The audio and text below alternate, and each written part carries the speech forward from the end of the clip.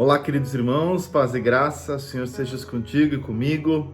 13 de janeiro, que a misericórdia nos acompanhe e abençoe a nossa semana. O texto bíblico de hoje, Gênesis 25 e 26, e no Novo Testamento, Mateus capítulo 13.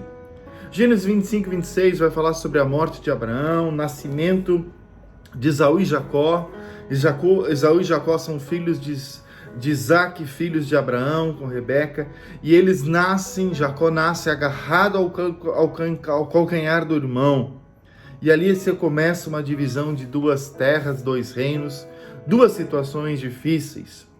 Jacó então um dia prepara um belo do ensopado de lentilha e chega Esaú exausto do campo.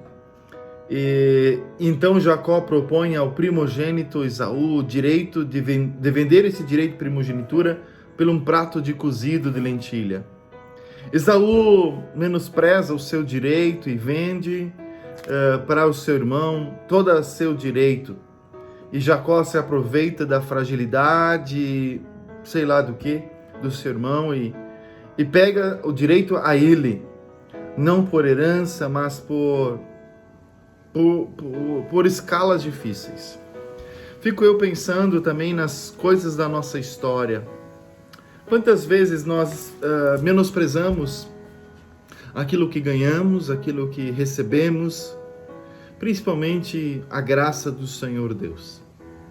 Não vivemos conforme o amor e a misericórdia de Deus, e isso traz consequências tremendas no futuro.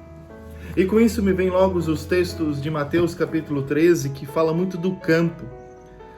Mateus capítulo 13 está em volta à parábola do semeador, que o semeador saiu a semear.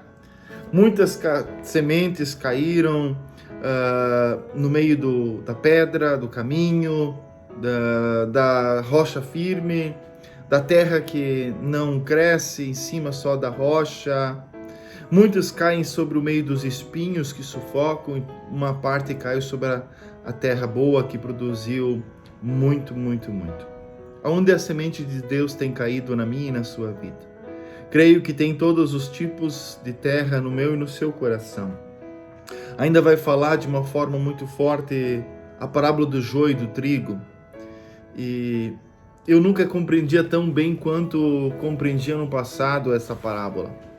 Quando tive a oportunidade de conhecer Israel, visitamos uma cidade, a cidade de Nazaré, uma vila de Nazaré, e lá no meio tem algumas encenações das parábolas bíblicas, e uma dessas foi da parábola do joio, onde que o agricultor pegava com um ancinho, um garfo grande, e jogava-se o trigo para cima, e com um bom vento de Israel, o trigo caía e o joio se levava. Aqui também diz que um dia o joio será tirado do meio do trigo, aquele que não produz os frutos dignos de arrependimento.